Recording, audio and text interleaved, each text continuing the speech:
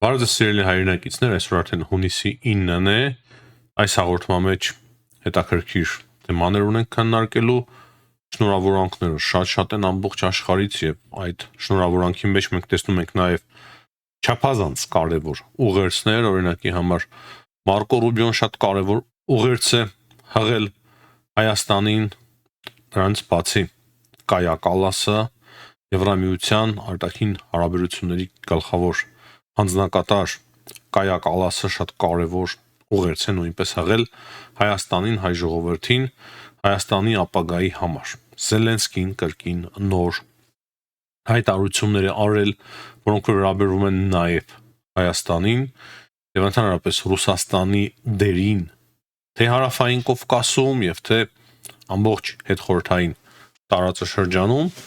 տեսնում ենք թե ինչպես ընդդիմության մի մասը ակտիվանում է արդեն, ակտիվության նշանները ցույց տալիս,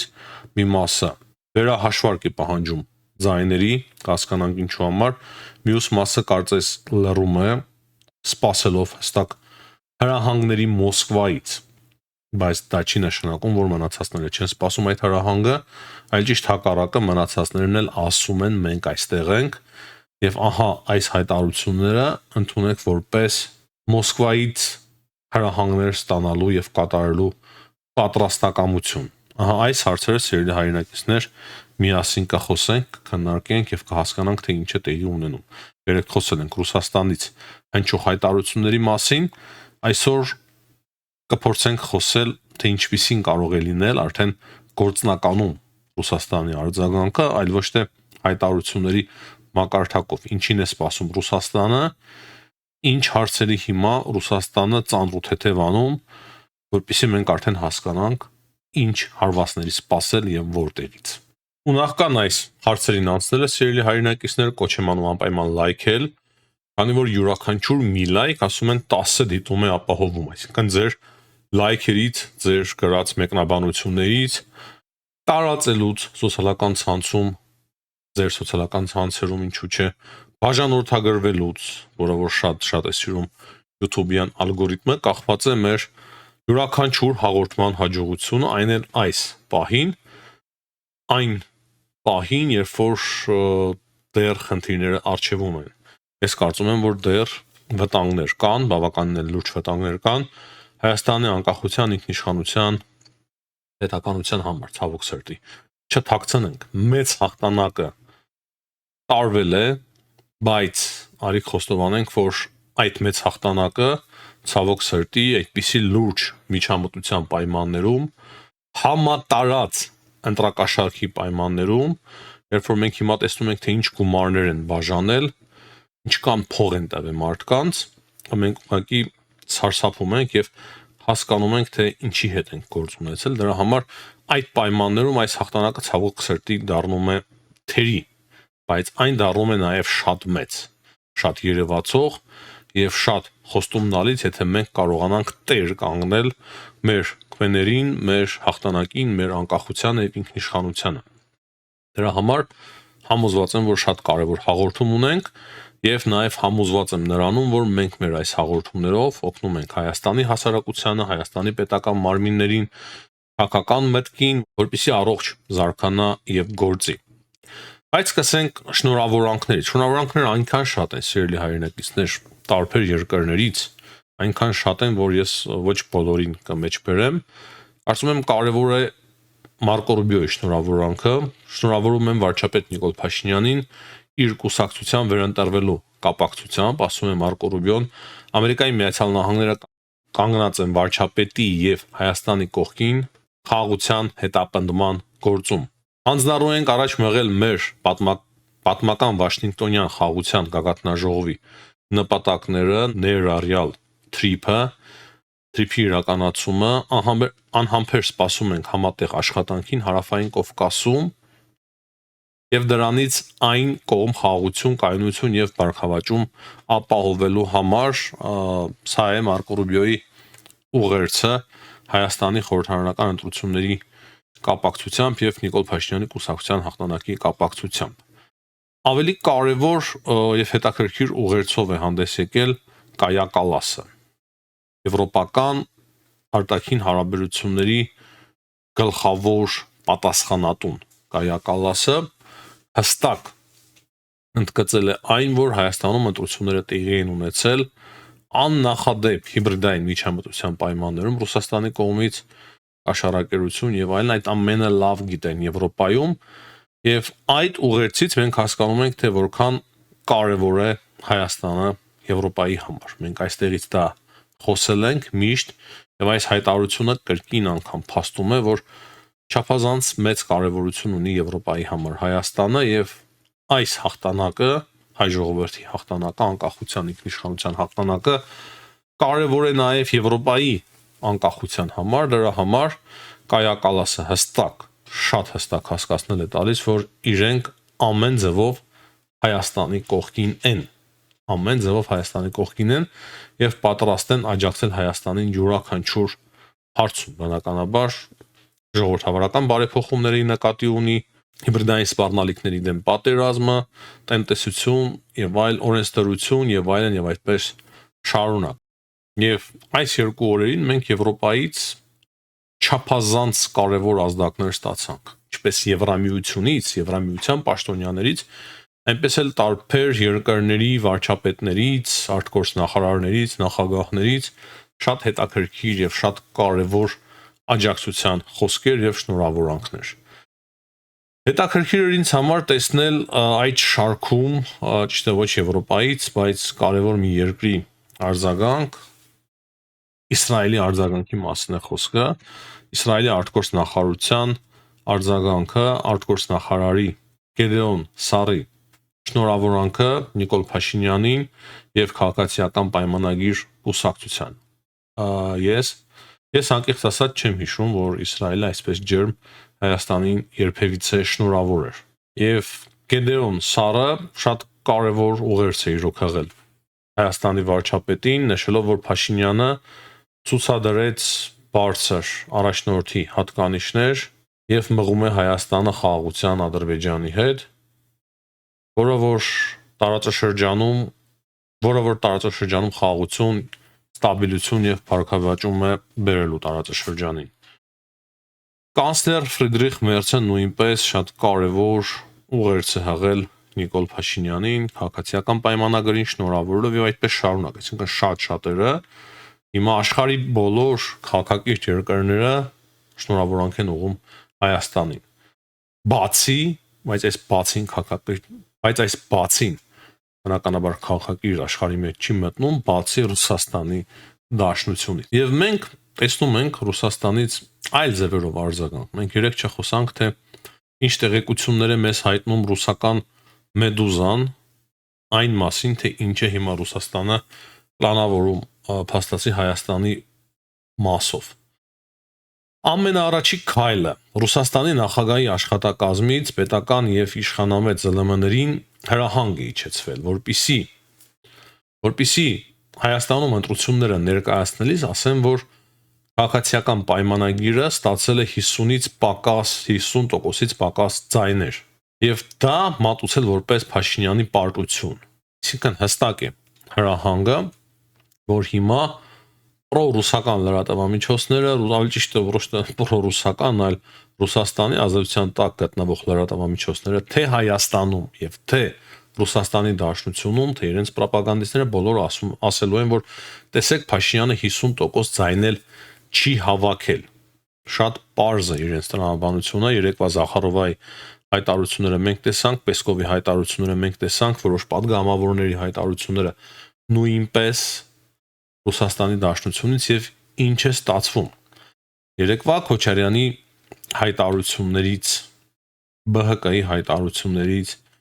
Սամվել Կարապետյանենց թիմի սպասումից, ես որքան հասկանում եմ, Սամվել Կարապետյանի թիմը շատ հստակ է սպասում Ռուսաստանի դիրքորոշման, թե ինչ անեն հետո։ Քոչարյանը առաջարկում է,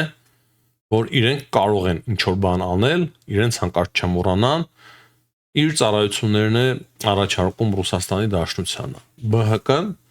փորձում է մտնել խորհրդարան, բնականաբար այդպիսով նույնպես իր ծառայությունները առաջարկելով Ռուսաստանի Դաշնությանը։ Իսկ Ռուսաստանի Դաշնությունում հիմա նստած եւ նստած որոշումներ են կայացնում, նույն ՖՍԲ-ն, նույն Լավրովի կանտորան, Պուտինի կանտորան, բոլորը միասին նստած որոշումներ են կայացնում Հայաստանի մասով։ Արդյոք արժի սկսել փողոցային պայքար, թե այդ փողոցային պայքարը ի սկզբանե դատապարտված է։ Իրենք շատ լավ գիտեն, թե ինչքան մարդ են ուղարկել Հայաստան ընտրություններին մասնակցելու։ Տասնյակ հազարավոր, եթե ոչ 100 հազարավոր։ Երևի այդ թիվը 100 հազարին ավելի մոտ է, եւ սխալ է ասել տասնյակ հազարավոր։ Ճիշտ կլինի ավելի ասել 100 հազարավոր։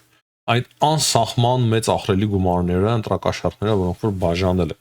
Եվ այդ ամենից ելնելով իրենք հիմա հաշվում են, մտածում են, թե արդյոք արժի անցնել փողոցային պայքարի։ Եվ եթե մենք հաշվի առնենք նախընտրական հանրահավաքները, ուժեղ Հայաստան կոչվածի Քոչարյանենց, ԲՀԿ-ենց, մենք տեսնում ենք, որ միասին բոլորը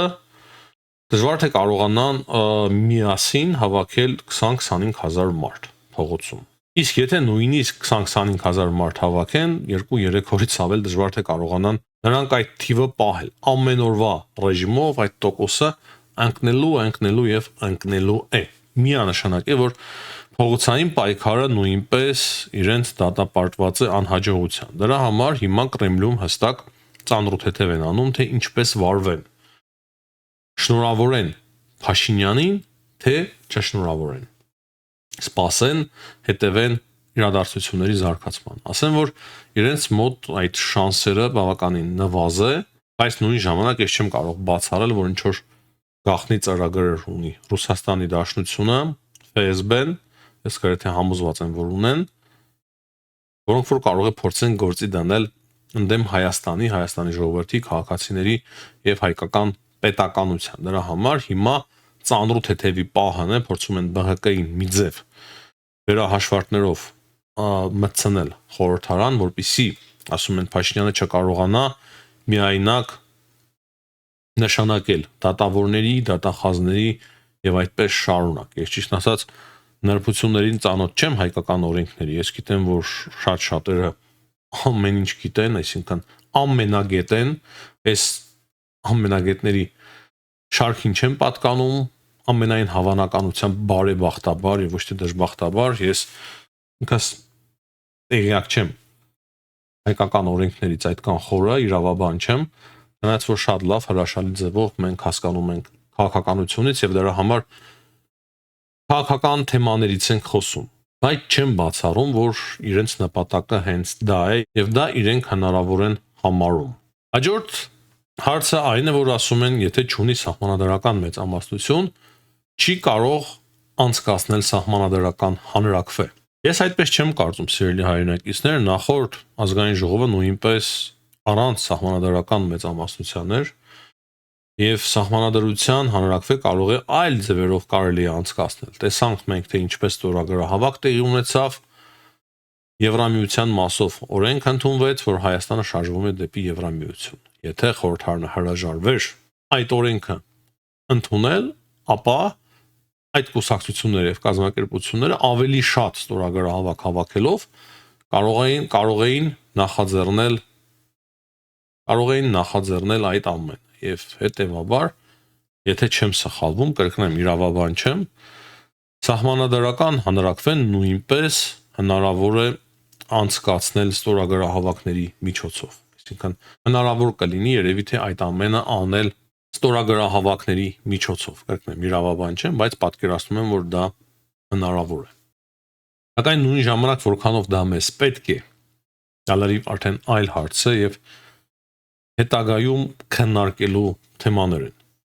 Կարևոր է նաև նշել, որ Թուրքիայի արտգործնախարարությունը գոհունակություն է հայտնել Հայաստանում անցկացված խորհրդարանական ընտրությունների եւ դրանից բացի հստակ նշվում է, որ կարևոր է, որ խաղաղ հանգիստ մթնոլորտում են տեղի ունեցել այդ ընտրությունները։ Ադրբեջանից արձագանքներին կամ ադրբեջանական լրատվամիջոցների արձագանքներին, թե իբր Ալիևը շատ ողջևորված է կամ Ալիևի սրտով է այդ ամենը տեղի ունեցել կամ այդպես շարունակ, ես ասեմ, որ Ադրբեջանը բռնապետական երկիր է, որովհետեւ որևիցե մեկի համար գաղտնիք չի լինի եւ յուրաքանչյուր հարց Ալիևը փորձում է ներկայացնել որպես իր հաղթանակը։ Եվ դա նույնպես շատ լավ առիթ է իր սեփական ժողովրդին ներկայացնել, որ սա իրենց հաղթանակն է, իր ավելի ճիշտ հաղթանակն է։ Այդ ցավը այն է, որ Հայաստանում կա մի հատված, որը որ Ադրբեջանի քաղաքացիներին ուղված կոչերին, Ադրբեջանի քաղաքացիների համար ուղված մտքերը վերցնում են եւ դարձնում են իրենցը։ Կարծես թե իրենց էր այդ ամենը ուղված։ Ալիևի կողմից Ջեյհուն Բայրամովի կամ ադրբեջանական լրատվամիջոցների։ Սա շատ ու շատ ցավալի է։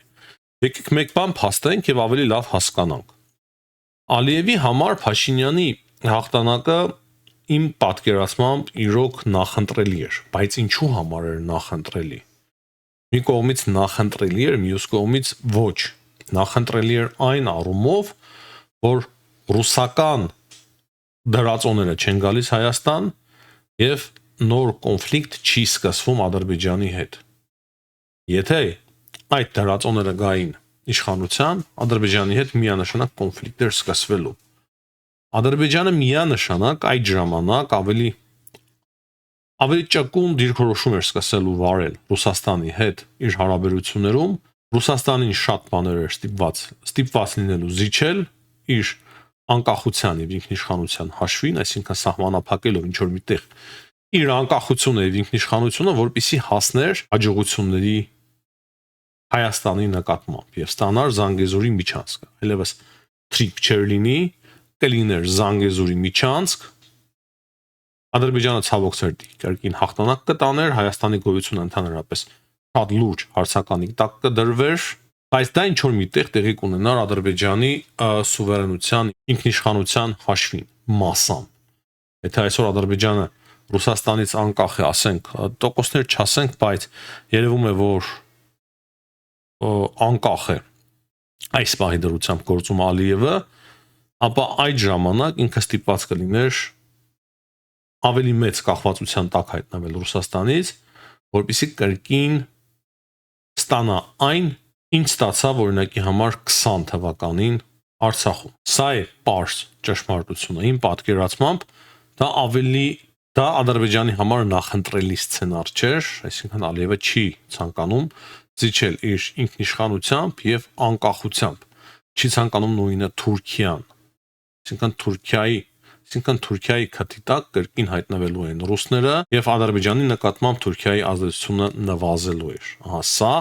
միանշանակ ձեռնտու չէր ոչ Էրդողանին եւ ոչ էլ Ալիևին։ Արիք դա խոստովանենք։ Եվ դրա համար Փաշինյանի հաղթանակը այդ առումով կարծում եմ դարձավ ձեռնտու ինչպես Ալիևի եւ Էրդողանի համար նույնպես։ Բայցերը միշտ կան եւ բավականին լուրջ բայց կա։ Մենք տեսանք հայկական շքերթ։ Մենք տեսանք, որ Հայաստանը շատ ակտիվ ձևով վերազինվում է, շատ լուրջ ձևով վերազինվում է։ Հայկական պետականությունը իրոք անկախ է, ինքնիշխան է եւ այսօր ունի շատ լուրջ դաշնակիցներ, ինչը չուներ նախկինում եւ ինչը կկործաներ միանգամից պրոռուսական իշխանությունների հաղթանակի պարագայում։ Սա կարևոր կլիներ թե Բաքվի եւ թե Անկարայի համար, որպեսզի Հայաստանը զրկվեր այդպիսի բարեկամներից, բայց ինչի դիմաց։ Եթե Հայաստանը դառնար կրկին ռուսական գուբերնիա, դա ավելի մեծ վտանգներ կստեղծեր իրենց համար։ Սակայն նույն ժամանակ այսօրվա Հայաստանը հնարավորություն ունի դառնալու շատ ավելի ուժեղ, շատ ավելի զինված, շատ ավելի կայուն պետություն, հզոր տնտեսությամբ եւ հզոր պետական ապարատով։ Ահա սա միանշանակ ձեռնտու չէ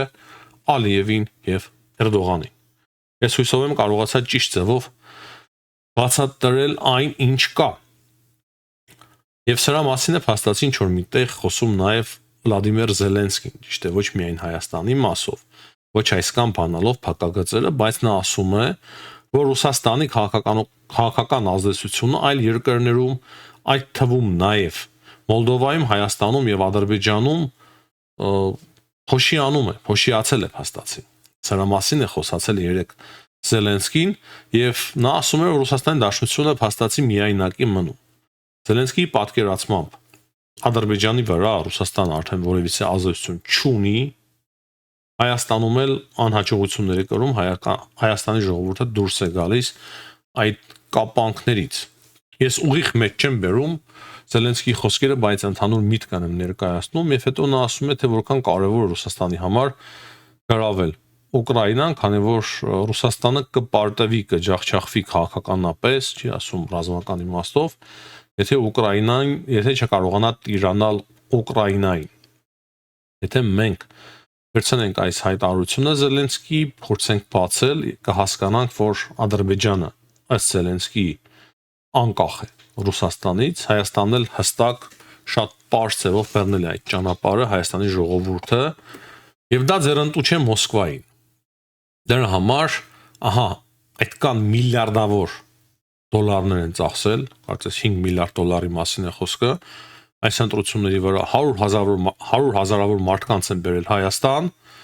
ամեն օրվա ռեժիմով իրենց արտգործ նախարարության միջոցով, իրենց պրոպագանդիստների միջոցով, падգամավորների եւ այլն եւ այդպես շարունակ ահաբեկում էին Հայաստանին եւ հայ ժողովրդին, տնտեսական սպառնալիքներ եւ տնտեսական գործողություններ եւ այլն եւ այդպես շարունակ, որpիսի այդ ռուսական ուժերին անցկացնելով Հայաստանում իշխանության սկսեին առևտուրը Ալիևի հետ, նոր պատերազմ, նոր ավերվածություններ եւ դրանով իսկ երկու պետություն, ինչու՞ չէ նաեւ 3 Վրաստանը նույնպես կհայտնվեին արդեն Ռուսաստանի լիակատար ազդեցության տակ, բայց այս պահի դրությամբ այդ պլանները չստացվեցին։ Դրա համար Զելենսկին հստակ ասում է, որ Ադրբեջանը անկախ պետություն է, իսկ Հայաստանում խորհրդարանական ընտրությունները մեծ հաջողություն են Հայաստանի անկախության համար։ Հիմնականում այսքանը սիրելի հայրենակիցներ Հայաստանի մասով։ Հիմա հասկանանք, թե ինչ կա աշխարհում։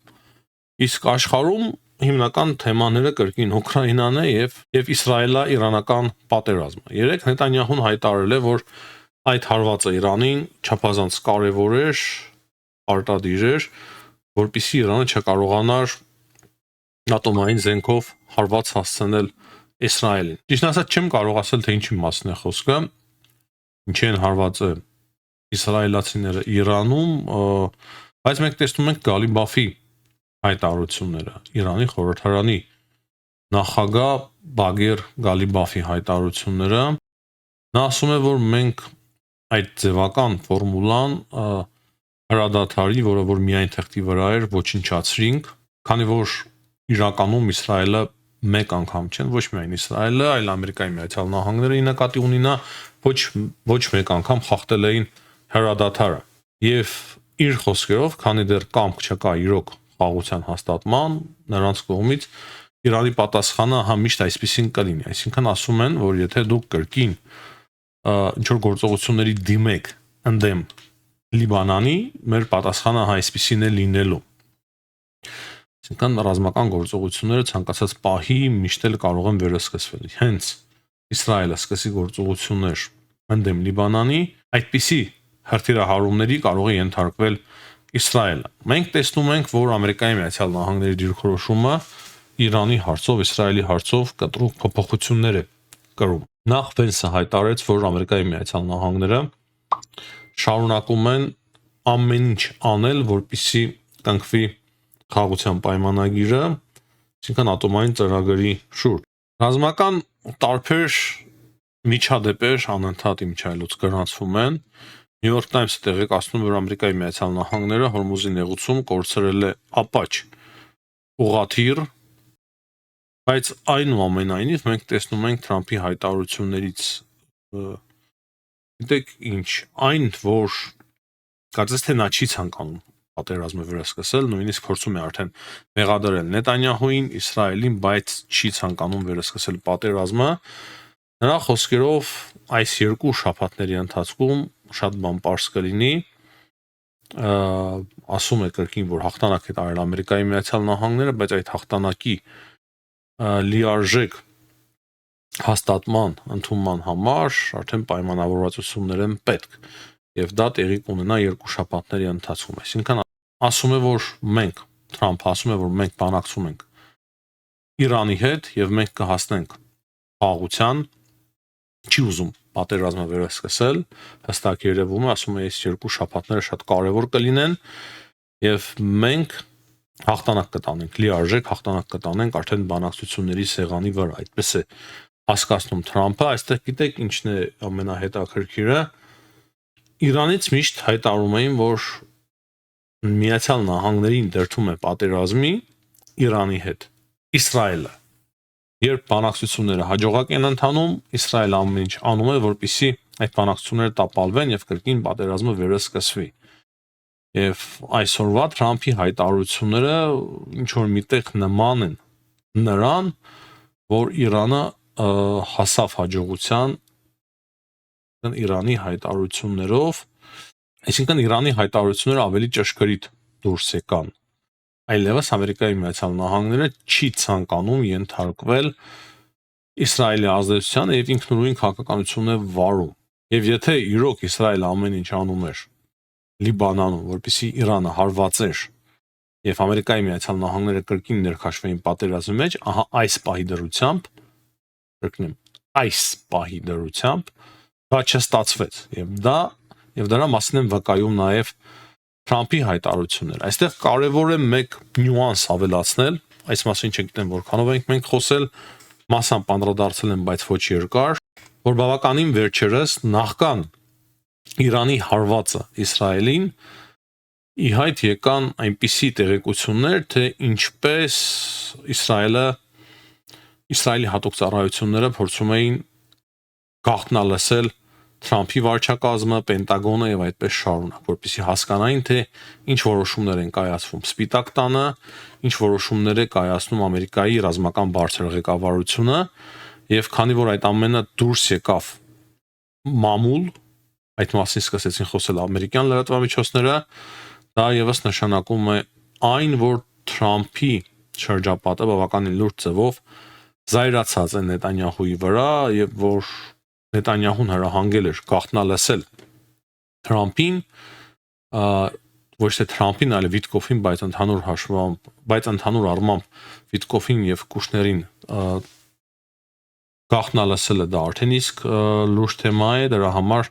Թրամփը բավականին լուրջ ձևով զայրացել էր, այդ հեռախոսազրույցներ տեղի ունեցել ամենայն հավանականությամբ, ճիշտ է այդ հրապարակումները ավելի ուշ եղան այդ հեռախոսազրույցից հետո մենք իմացանք այդ հրապարակումների մասին, որ Իսրայելը գաղտնալսել է Վիտկոֆին, բայց Թրամփը նախորդ չէ գիտեր, բնականաբար շատ ավելի շուտ գիտեր եւ այդ խոսակցությունը, ծանր խոսակցությունը, որը որ տեղի ունեցավ Նետանյահուի եւ Թրամփի միջեւ, կարծում եմ նաեւ դրա մաս էր կազմում Իսրայելի գործողությունները ընդդեմ Լիբանանի եւ Իսրայելի գործողությունները ընդդեմ Ամերիկայի Միացյալ Նահանգների այդ գաղտնալսումները եւ դրա համար հիմա երբ որ Իրանը հրթիռակոծեց Իսրայելը այսպիսի քաղաքական պահվածք ցուցաբերեց Ամերիկայի Միացյալ Նահանգները եւ Թրամփը ասում է մենք մոտ ենք խաղաղության, մենք բանակցում ենք երկու շաբաթից խաղաղություն կարող է հաստատվել, այսինքն մենք կարող ենք հասնել մեր նպատակներին այս բանակցությունների միջոցով եւ դրա համար չեն ուզում թույլ տալ, որպեսզի պատերազմը կրկին վերսկսվի։ Ահա ես այսպես եմ տեսնում այն ինչ տեղի ունենում հիմա Իրանի շուրջ։ Հիմնականում այսքանը սիրելի հայրենակիցներ, հաջողություն եմ մաղթում բոլորին, ցտեսություն, կհանդիպենք։